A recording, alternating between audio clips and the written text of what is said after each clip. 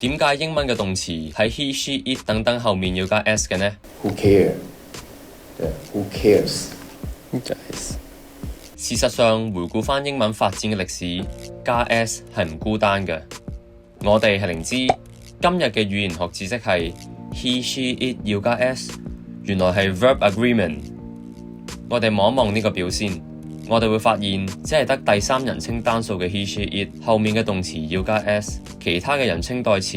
例如第一人稱單數、第三人稱複數等等，都冇呢一個現象。咁呢一個加 s 係喺邊度冒出嚟嘅呢？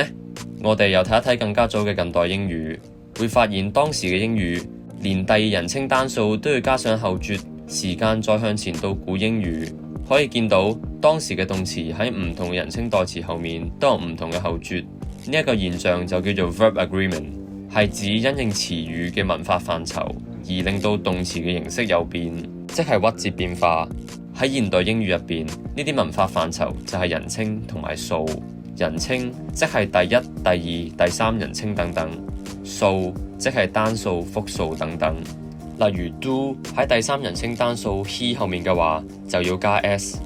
望翻啱啱嘅古英語例子，會見到當時嘅動詞形式有成4種咁多，但係到咗近代英語，複數嘅動詞形式同第一人稱單數合流，再到今日第二人稱單數亦都同佢哋合流，以致我哋根本睇唔出佢哋本來係唔一樣嘅，亦都令堅持到底嘅第三人稱單數反而變咗異類。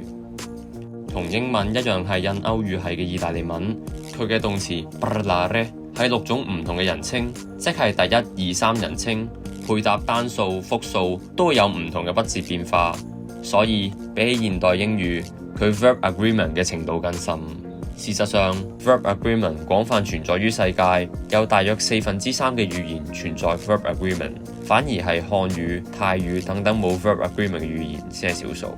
順帶一提 verb agreement 有好多種，例如英文，佢嘅動詞變化受到主語嘅影響，所以係主謂一致，即係 subject verb agreement。其他語言就存在住 object verb agreement、concord 等等。不過今次就講到呢度先，下次再見啦，拜拜。